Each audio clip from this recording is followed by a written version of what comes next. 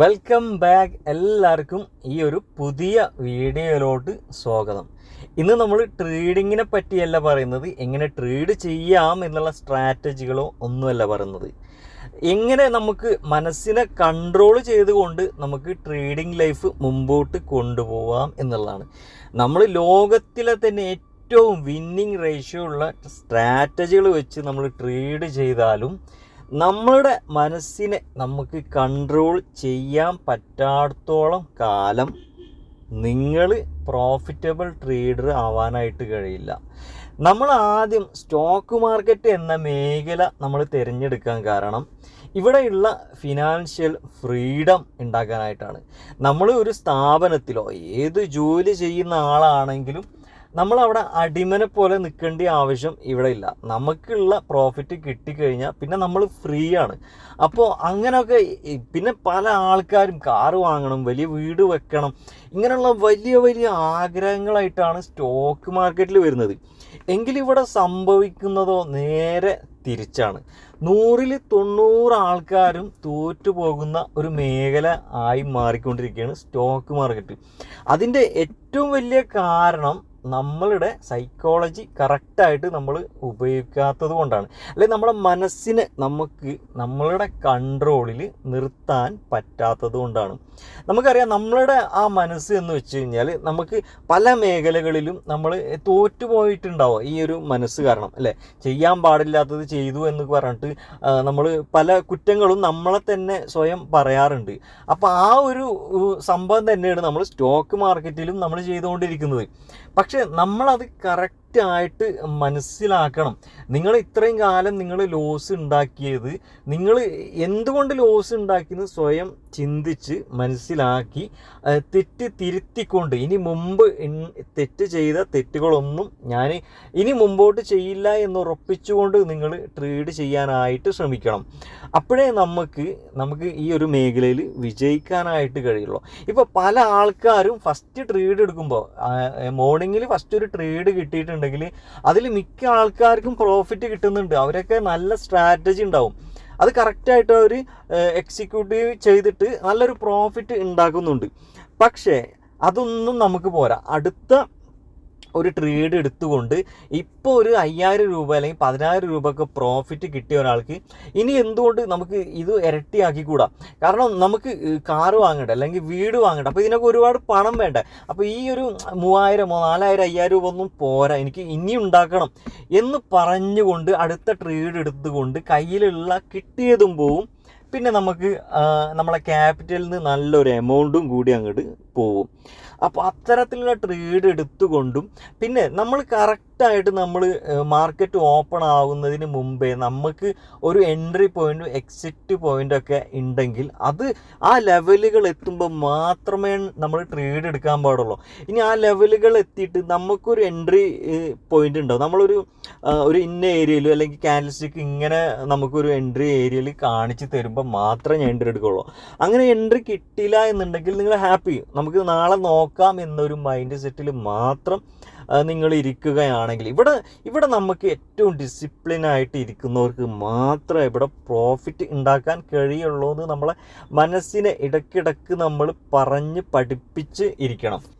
എന്നിട്ട് നമ്മളൊരു എൻട്രി എടുക്കുമ്പോൾ ഇൻവെസ്റ്ററുടെ കാര്യമല്ല പറയുന്നത്, ട്രേഡർ, ഒരു ഡേ ട്രേഡറോ അല്ലെങ്കിൽ ഒരു സ്വിംഗ് ട്രേഡറോ നിങ്ങളൊരു എൻട്രി എടുക്കുമ്പോൾ അതിൻ്റെ കൂടെ ഉണ്ടായിരിക്കേണ്ട ഒരു കാര്യമാണ് സ്റ്റോപ്പ് ലോസ്. എന്തിനാണ് സ്റ്റോപ്പ് ലോസ്? നമ്മളുടെ ക്യാപിറ്റൽ പ്രൊട്ടക്റ്റഡ് ആയിട്ടിരിക്കണം. എന്തിനാണ്? നമുക്ക് ഈ മാർക്കറ്റിൽ എക്സ്പീരിയൻസ് ഉണ്ടെങ്കിൽ മാത്രമാണ് പൈസ ഉണ്ടാക്കാനായിട്ട് കഴിയുള്ളൂ, അല്ല? അപ്പോൾ ഈ എക്സ്പീരിയൻസ് ഉണ്ടാവണമെങ്കിൽ നമ്മളുടെ കയ്യിലുള്ള ക്യാപിറ്റൽ പ്രൊട്ടക്റ്റഡ് ആയിട്ടിരിക്കണം. ഇല്ലാന്നുണ്ടെങ്കിൽ നിങ്ങൾ ഒരു മാസം കൊണ്ടോ അല്ലെങ്കിൽ ഒരാഴ്ച കൊണ്ടോ നിങ്ങളുടെ ക്യാപിറ്റൽ വാഷ് ഔട്ടായി, നിങ്ങളുടെ കയ്യിൽ പണമില്ല, നിങ്ങൾക്ക് ഒരിക്കലും മാർക്കറ്റിനെ നിങ്ങൾക്ക് സ്നേഹിക്കാനായിട്ട് കഴിയില്ല. മാർക്കറ്റിനെ കാണുമ്പോൾ നിങ്ങൾക്ക് വെറുപ്പായിരിക്കും, കാരണം എൻ്റെ പണം കൊണ്ട് കളഞ്ഞ മാർക്കറ്റാണ്. അപ്പോൾ നിങ്ങൾക്ക് മാർക്കറ്റിനോട് ഭയങ്കരമായിട്ടുള്ള ഒരു വെറുപ്പ് നിങ്ങൾക്ക് ഉണ്ടാവും.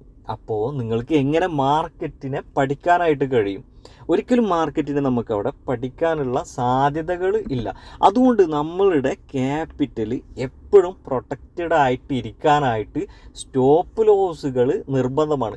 പല ആൾക്കാരും സിസ്റ്റമാറ്റിക്കായിട്ട് സ്റ്റോപ്പ് ലോസ് വെക്കുന്നതിന് പകരം അവർ പറയും ഇന്ന ഒരു ഏരിയയിൽ നിഫ്റ്റി 22,000 താഴെ പോകുമ്പോൾ ഞാൻ എക്സിറ്റ് ആയിക്കോളാം. പക്ഷേ 80-85% ട്രേഡിങ്ങിലും നിങ്ങൾ അവിടെ എക്സിറ്റ് ആവില്ല. കാരണം നമ്മളുടെ മനസ്സ് പറയുകയാണ് അപ്പോൾ അവിടെ പ്രൈസ് കുറച്ചും കൂടി താഴെ വന്നിട്ട് ഇത് മുകളിലോട്ട് പോയിട്ട് നമുക്ക് നല്ല ഒരു പ്രോഫിറ്റ് ഉണ്ടാക്കി തരും, അതുകൊണ്ട് ഞാൻ കുറച്ചും കൂടി വെയിറ്റ് ചെയ്ത് നോക്കാമെന്ന്. പക്ഷേ പ്രൈസ് അവിടുന്ന് വീണ്ടും താഴേക്ക് പോവും. അപ്പോൾ നമ്മൾ പറയും ആദ്യം ഞാൻ ഉദ്ദേശിച്ച സ്ഥലത്ത് വെച്ച് തന്നെ എനിക്ക് ഇറങ്ങിയാൽ മതിയായിരുന്നു, അല്ലെങ്കിൽ തിരിച്ച് അവിടെ ഒന്ന് എത്തിക്കഴിഞ്ഞാൽ ഞാൻ ഉടനെ ഇറങ്ങുന്നു. ചില ദിവസങ്ങളിൽ ആ ഒരു ഏരിയയിലേക്കേ പ്രൈസ് വരില്ല. ഡൗൺ ട്രെൻഡ് ആണെങ്കിൽ വീണ്ടും വീണ്ടും താഴെ പോയിക്കൊണ്ടിരിക്കും. അങ്ങനെ നിങ്ങളുടെ ക്യാപിറ്റൽ കുറച്ച് ട്രേഡുകൾ എടുക്കുമ്പോൾ തന്നെ വാഷ് ഔട്ട് ആവാനുള്ള സാധ്യത വളരെ കൂടുതലാണ്. അതുകൊണ്ട് സ്റ്റോപ്പ് ലോസ് നമ്മൾ എപ്പോഴും അതൊരു സിസ്റ്റമാറ്റിക്കായിട്ട് വെക്കണം.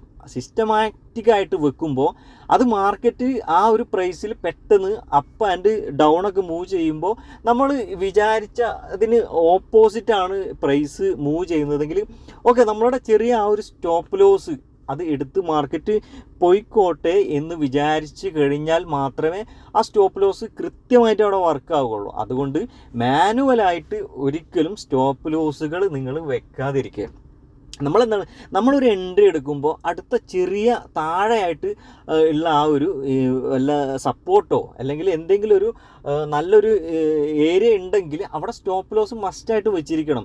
ടാർഗറ്റ് നമുക്ക് മാക്സിമം എത്രയും നമുക്ക് റൺ ചെയ്യാനായിട്ട് കഴിയും അല്ലേ. നമുക്ക് ട്രെയിൽ ചെയ്തുകൊണ്ട് ടാർഗറ്റിന് എടുക്കുക. ഇപ്പോൾ കുറച്ച് 100-ൽ നിന്ന് എൻട്രി എടുത്തു, 120 ആയപ്പോൾ നമ്മളുടെ സ്റ്റോപ്പ് ലോസ് നമുക്ക് 110-ലോട്ട് കൊണ്ടുപോകാം. അല്ലെങ്കിൽ നമ്മൾ എൻട്രി എടുത്ത് അതേ പ്രൈസിലോട്ട് നമ്മളെ സ്റ്റോപ്പ് ലോസിനെ ഉയർത്തിക്കൊണ്ടുവരാനായിട്ട് കഴിയും. എന്നിട്ട് സ്റ്റോപ്പ് ലോസ് അടിക്കുകയാണെങ്കിൽ നമുക്ക് കോസ്റ്റിൽ എക്സിറ്റ് ചെയ്യാനായിട്ട് കഴിയും. അത്തരത്തിൽ നമുക്ക് ടാർഗറ്റ് കൂടുതൽ എടുത്തുകൊണ്ട് ചെറിയ സ്റ്റോപ്പ് ലോസ് വെച്ചുകൊണ്ട് മാത്രമാണ് നമുക്ക് ഒരു ട്രേഡർ ആവാനായിട്ട് കഴിയുള്ളൂ.